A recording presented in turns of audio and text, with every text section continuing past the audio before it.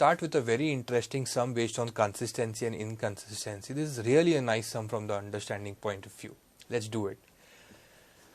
Sum number 6, 2x plus 3y minus 8 is equal to 0 is a linear equation in two variables.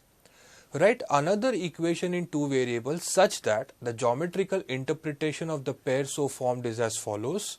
A, parallel lines, B, intersecting lines, and C, overlapping lines.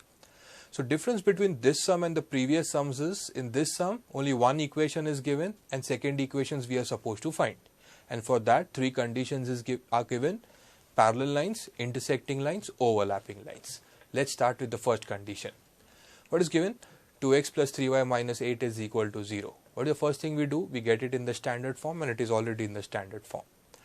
After doing that, what do? We compare it with the standard form. A1 x plus b1 y plus c1 is equal to 0, and we get the values of a1 as 2, b1 as 3, and c1 is equal to minus 8.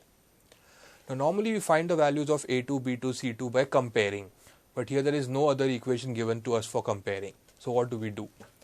We use the conditions and we find the values of a2, b2, c2, hence we get the second equation. So let us assume the second equation as a2x plus b2y plus c2 is equal to 0.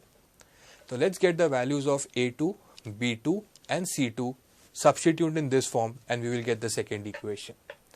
The first condition given is that of parallel lines, and when do we say that the lines are parallel? When a1 upon a2 is equal to b1 upon b2, but it's not equal to c1 upon c2.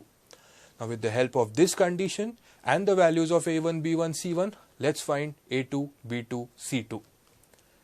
How do we start? In such sums, the first value that we need to find is by assumption. Because we can't find a2, b2, c2, three unknowns using one condition and three values, right?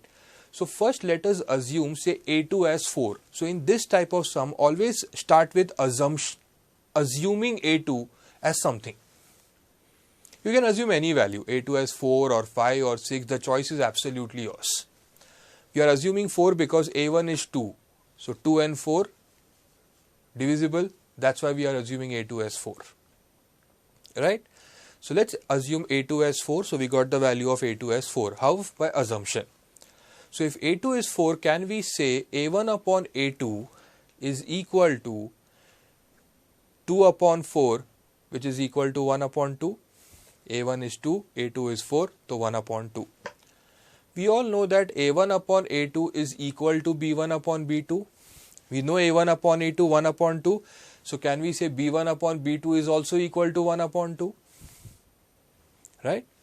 We know b1 upon b2 is 1 upon 2. We know b1 is 3. So we can say 3 upon b2 is equal to 1 upon 2. Now what do? Cross multiply. We get 1 into b2 is equal to 3 into 2. So we got b2 is equal to 3 into 2, which is equal to 6. So we got a2 as 4. We assumed. We got b2 as 6. We found out. Right? Now it's time for us to find c1 upon c2 or c2. Okay? What is the condition? a1 upon a2 is equal to b1 upon b2, but it is not equal to c1 upon c2. Right?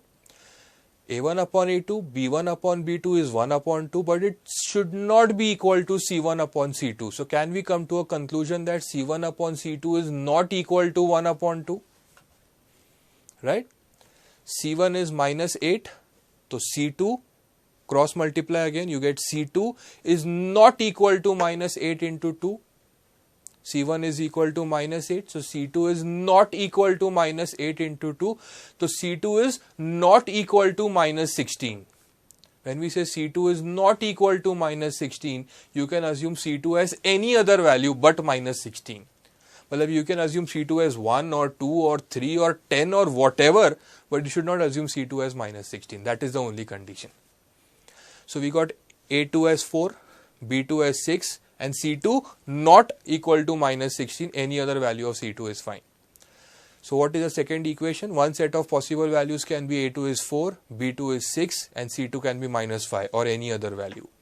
And the second equation that we get is 4x plus 6y plus 5 or minus 5, any value is fine, is equal to 0. The choice is absolutely yours.